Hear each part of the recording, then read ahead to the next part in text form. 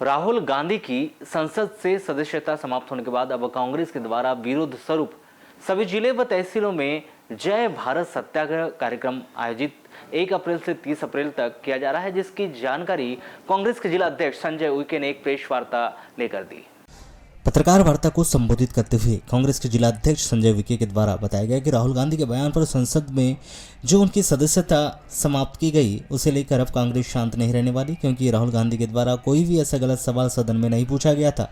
उनके द्वारा सिर्फ यह पूछा गया था कि अदानी जी की कंपनी में जो 20,000 करोड़ रुपए का इन्वेस्टमेंट हुआ है, वह पैसा किसका है और वह पैसा किसके द्वारा लगाया गया। और उन्होंने अगले सवाल में यह पूछा था कि विदेशों में मोदी जी के साथ अदानी जी हमेशा नजर आते और उनके द्वारा कुछ फोटोग्राफ्स भी संसद में दिखाए गए थे और किसी भी देशों की यात्रा में वह उनके साथ नजर आते, जिसकी बौखलाहट के कारण उन्हें सदन की सदस्यता से निकाल दिया गया। और अब मोदी जी के द्वारा राहुल गांधी की लोकप्रियता को दबाने का काम किया जा रहा है, ताकि वह बार बार सदन में इस प्रकार के सवाल ना पूछे। जो उनके द्वारा यह सब पूछने के मात्र 24 घंटे बाद ही उनके साथ यह सब हो जाता है और उसके बाद घर तक खाली करा दिया जाता है। इसके पीछे कहीं ना कहीं भाजपा सरकार नहीं चाहती कि राहुल गांधी सदन में सवाल उठाए और राहुल गांधी चुनाव लड़े। यह सब देखते हुए सरकार के द्वारा राहुल गांधी पर दबाव बनाया जा रहा है, जिसको लेकर अब कांग्रेस शांत नहीं रहने वाली है। 1 अप्रैल से 30 अप्रैल तक जय भारत सत्याग्रह कार्यक्रम का आयोजन कांग्रेस करेगी। जो राहुल गांधी जी के साथ हुआ है उसे आम जनता के बीच लेकर जाएगी और सभी तहसील, ब्लॉक व जिला स्तर पर प्रत्येक नागरिकों को यह जानकारी दी जाएगी कि आखिर किस प्रकार से भाजपा सरकार के द्वारा राहुल गांधी की बढ़ती लोकप्रियता को धूमिल करते हुए सदन में उन्हें हटाया गया और चुनाव लड़ने के अयोग्य ठहराया जा रहा है। कि हमारे राहुल गांधी जी, हमारे कांग्रेस के जो नेता हैं, संसद में उन्होंने सवाल पूछा था और उनका पहला सवाल था कि अडानी जी की कंपनियों में, सेल कंपनियों में जो 20,000 करोड़ का जो इन्वेस्टमेंट हुआ है, वो पैसा किसका है। और उन्होंने ये पूछा कि अडानी जी ज़्यादातर उनका बिजनेस जो है इंफ्रास्ट्रक्चर में बिजनेस करते हैं और ये सेल कंपनियां जिनका पैसा लगा है 20,000 करोड़ रुपए डिफेंस में दिखाया जा रहा है, डिफेंस के काम में दिखाया जा रहा है। तो ये पैसा किसका है और ये पैसा किसने लगाया। और उसमें एक चीनी नागरिक का भी उस सेल कंपनी में इन्वेस्टमेंट है। तो पहला सवाल राहुल गांधी जी का संसद में ये था। और दूसरा सवाल उनका राहुल गांधी जी का था कि अडानी जी के मोदी जी के साथ विदेश यात्राओं में अडानी जी ज़्यादातर देखे गए हैं।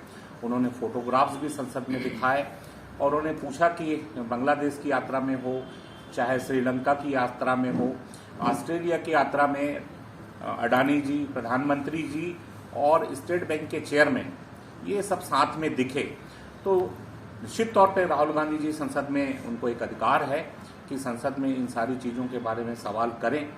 और बड़ा दुर्भाग्य है कि जब उन्होंने संसद में ये सवाल पूछा और उसके साथ साथ हमारे राष्ट्रीय अध्यक्ष, कांग्रेस के राष्ट्रीय अध्यक्ष खड़गे जी ने भी सवाल जब पूछे, तो उनके जो संसद में जो भाषण दिए गए थे, जो सवाल पूछे गए थे, उनको भी संसद की कार्रवाई से निकाल दिया जाना, ये लोकतांत्रिक जो व्यवस्था है, निश्चित तौर पे भारतीय जनता पार्टी विपक्ष को दबाने का काम कर रही है, उनको मिटाने का काम कर रही है।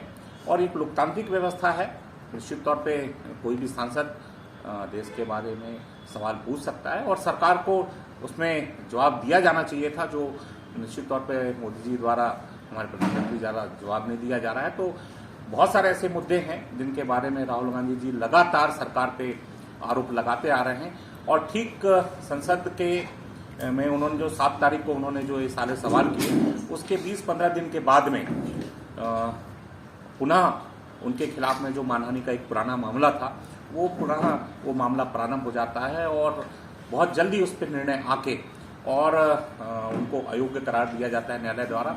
और न्यायालय द्वारा जो आदेश किया गया, उसके केवल 24 घंटे के अंदर ऐसा क्या हो गया कि 24 घंटे के अंदर राहुल गांधी जी को की सदस्यता लोकसभा से समाप्त कर दी जाती है, उनको घर खाली करने का आदेश दिया जाता है। ये आज तक मैं ऐसा मानता हूँ कि एक जो राजनीतिक व्यवस्था है उसमें कहीं ना कहीं ये जो परिपाटी चली आ रही है, ये गलत परिपाटी है। और हम सब कांग्रेस के जितने भी पदाधिकारी हैं, आने वाले समय में इन बातों को लेकर बूथ तक जाएंगे, गांव तक जाएंगे, सड़कों पर उतरेंगे और हम इसका पुरजोर विरोध करते हैं। और जितना दबाने का काम कांग्रेस को और कांग्रेस के नेताओं को आज भारतीय जनता पार्टी कर रही है, राहुल गांधी जी के साथ में कांग्रेस का एक छोटे से लेकर बड़ा नेता तक राहुल गांधी जी के साथ इन मुद्दों पे खड़ा है।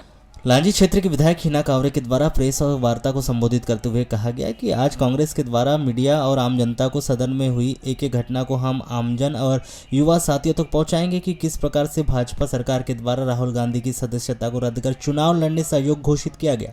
भाजपा नहीं चाहती कि राहुल गांधी चुनाव लड़े और सरकार बनाए, जिसकी बौखलाहट से मोदी जी के द्वारा यह सब काम किया जा रहा है। क्योंकि यदि इस प्रकार से सच की बात सदन में रखने के इस प्रकार की कार्रवाई होगी तो हमने जो लोकतंत्र की कल्पना की है, क्या हम जनता के बीच सही लोकतंत्र दे पाएंगे, या फिर इसी प्रकार से प्रजातंत्र का हनन भी होता रहेगा। क्योंकि जो पक्ष आज सत्ता में है वह सत्ता का दुरुपयोग कर रहे हैं और विपक्ष को अपनी बात तक नहीं कहने दिया जा रहा है। जबकि राहुल गांधी के द्वारा जो आरोप लगाए गए थे उन आरोपों को वह सिद्ध करते या जो उनके द्वारा सवाल उठाए गए थे उनका उत्तर दिया जाता, किंतु ऐसा न करके सीधे सदन से बाहर कर दिया गया। यह गलत है और यह सारी बातों की जानकारी कहीं ना कहीं आज इसकी जानकारी आम जन तक पहुंचाना भी चाहिए। जिस तरीके से राहुल गांधी जी की भारत जोड़ो यात्रा सफल हुई, हम सारे लोग जानते हैं उसको कि उन्होंने जो सफल यात्रा की भारत जोड़ो यात्रा, उसी का प्रतिफल है। और आज भारतीय जनता पार्टी का शीर्ष नेतृत्व हो, वो आज राहुल गांधी जी के नेतृत्व को से डरता है और इसीलिए उनको इस तरह से हथियारों का उपयोग करना पड़ रहा है कि जो बिल्कुल किसी के भी गले नहीं उतर रहा है। हर सामान्य व्यक्ति इस बात को समझ रहा है कि जो कार्रवाई राहुल गांधी जी के ऊपर की गई है उनकी सदस्यता की समाप्ति का, ये सब मुद्दे आम जनता को भी प्रभावित कर रहे हैं और उनको समझ में आ रहा है। जैसा आप जानते हैं कि जितने आरोप राहुल गांधी जी ने विधान संसद के अंदर उठाए हैं, जो भी आरोप उन्होंने लगाए हैं, उन सब का जवाब देना सत्ता पक्ष का काम होता है, ये उनकी जवाबदेही होती है। लेकिन अपने जवाब देने से बचने के लिए उन्होंने ये संसद को नहीं चलने देने का एक नया तरीका उन्होंने ढूंढ लिया है। आप ये देखिए कि कितनी बार ऐसा हुआ है कि विपक्ष ने, जब कांग्रेस सत्ता में हुआ करती थी, तब विपक्ष की तरफ से ऐसे कई आरोप लगाए जाते थे और उसका जवाब संसद में होता था। यदि इस तरह के सब आरोप लगाए जाते हैं तो अगर आप इन सब चीज़ों का एक तो जवाब भी देना पड़ता है और अगर नहीं आप दे पा रहे हैं तो कोई ऐसी कमेटी गठित हो जाए। कितने बार ज्वाइंट पार्लियामेंट्री कमेटी गठित हुई है और इन सब चीज़ों की सारी जाँच हुई है।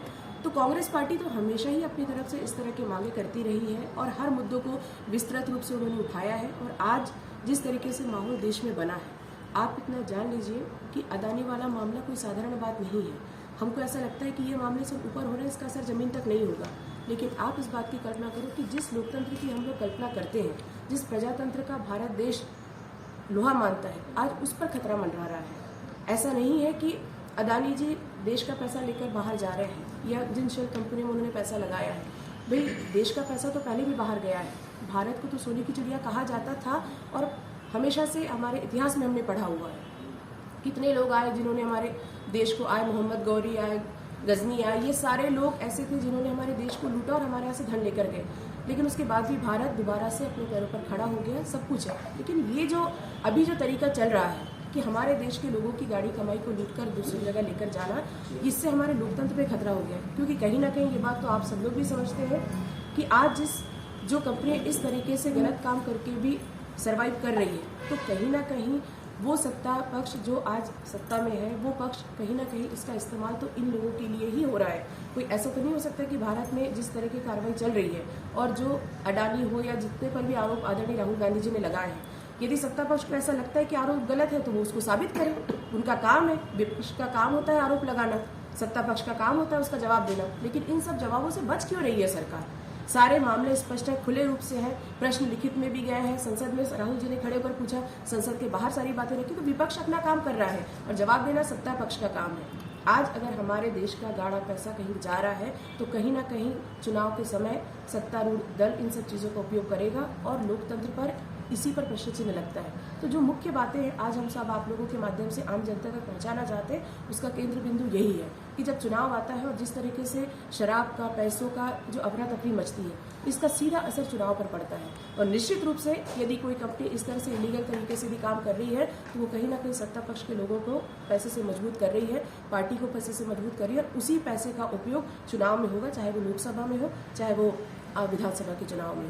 तो हम सब का यही उद्देश्य है कि इन सब चीज़ों को हम सामने लेकर आए, लोकतंत्र को मजबूत करें। कांग्रेस का सदा से यही हमेशा विचार रहा है। और रही बात जहाँ तक राहुल गांधी जी की, तो राहुल गांधी जी का इससे कोई कम ज़्यादा होने वाला नहीं है। वो सर्वमान्य नेता थे, हैं और रहेंगे। और रही बात जहाँ तक गांधी परिवार की, तो उन्होंने हमेशा गलत बातों का विरोध किया है, हमेशा देश हित की बात उन्होंने की है। आज पूरे गांधी परिवार को आप उठाकर देख लो, कांग्रेस के हर नेता को देख लो, कहीं ना कहीं आपको उनके पीछे बलिदान की गाथा मिलेगी। और आज ऐसे व्यक्ति पर यदि आरोप लग रहा है, तो हम सब का कर्तव्य बनता है कि इन सब बातों को जमीन तक लेकर जाए। किस प्रकार के कार्यक्रम रहेंगे आगे? एक मिनट आप पार्टी सारे प्रोग्राम निर्धारित करेगी, क्योंकि हमको ये जो प्रोग्राम मिला है ये भी हमारे साथ आया है और आज ही हमको ये कल ही प्रोग्राम मिला है। और हमको इसको बूथ स्तर तक हम जिस तरीके से अभी हमारी तो तैयारियां चल रही है, हर व्यक्ति अपने अपने स्तर से कांग्रेस के संगठन के सारे लोग मिलकर अपने अपने तरीके से, चाहे वो बाजार में सभा के माध्यम से हो या बैठकों के माध्यम से हो, वो इन सब बातों को लेकर जाएगा कि आखिर राहुल गांधी जी ने ऐसे कौन से आरोप लगाए थे। वो सब आम जनता तक बातें जानी चाहिए, चर्चा का विषय होना चाहिए, क्योंकि पता भी तो चले कि ऊपर देश में चल क्या रहा है। ऐसा नहीं, आज हमारा जो युवा है, आज हमारी युवा पीढ़ी है, वो बहुत जागरूक है, चाहे सोशल मीडिया के माध्यम से हो या आपके ऐसे दूसरे माध्यम से हो, वो सब एक्टिव हो गई है। इसलिए हम चाहते हैं कि ये मुद्दे उनके हाथ तक जाए, ताकि वो भी तो सर्च करें कि आखिर ऐसी कौन सी बात हो गई कि राहुल गांधी जी को जिस के तहत उनकी सदस्यता निरस्त कर गई, केवल उसमें उनको ये कहा गया कि आप माफ़ी मांग लीजिए। फिर माफ़ी मांगने से यदि कोई सज़ा आपकी खत्म हो रही है, तो उसमें ऐसा कौन सा अपराध उन्होंने कर दिया कि माफ़ी मांगने से सज़ा खत्म हो रही है और आप उनको 2 साल की सज़ा आप दे रहे हो। 24 के लोकसभा चुनाव को देखते हुए भारतीय जनता पार्टी और केंद्र की सरकार हर तरीके के हथकंडे अपनाने का प्रयास कर रही है। और इसी तारतम्य में जैसा कि राहुल गांधी जी ने कन्याकुमारी से लेकर कश्मीर तक की यात्रा निकाली, उसके प्रभाव को देखते हुए भारतीय जनता पार्टी अंदर से डर गई। और उसी के चलते भारतीय जनता पार्टी ने ये जो सामने जितनी बातें आ रही हैं, उसका प्रभाव था उस यात्रा का, जिसको देख कर के भारतीय जनता पार्टी ने एक कृत्य भी किया है। और राहुल गांधी की सदस्यता जो रद्द हुई है, और उन पे जो केस लगाया गया है, गुजरात में जो हाई कोर्ट ने उन पे जो केस लगाया है और उन्हें 2 साल की जो सज़ा सुनाई गई है, उनको ये कहा गया कि उन्होंने नीरव मोदी और ललित मोदी और मोदी सरनेम को लेकर के उन्होंने नरेंद्र मोदी जी को उन्होंने बड़ा भला बुरा कहा। लेकिन उन्होंने ये सब नहीं कहा। उन्होंने ये कहा कि वो ललित मोदी, नीरव मोदी या और जो भी मोदी है, मोदी नाम के लोग ही क्यों चोर हैं, वो चोरी क्यों कर रहे हैं। तो उन्होंने इस तरह की बात की। उन्होंने नरेंद्र मोदी जी को ऐसा कुछ नहीं कहा। जिस प्रकार से अभी आप लोगों के माध्यम से और जनहित में और इस देश के अंदर जो एक घटना जो बहुत चर्चित है, जो भारतीय जनता पार्टी के प्रायोजित ओबीसी के माध्यम से जनता को भ्रमित किया जा रहा है। माननीय राहुल गांधी जी ने जो कार्य किए और माननीय राहुल गांधी जी की जो सोच है, राहुल गांधी जी की जो क्षमता है, वो कहीं ना कहीं भारतीय जनता पार्टी के प्रधानमंत्री नरेंद्र मोदी जी की पूरी टीम वर्क के ऊपर।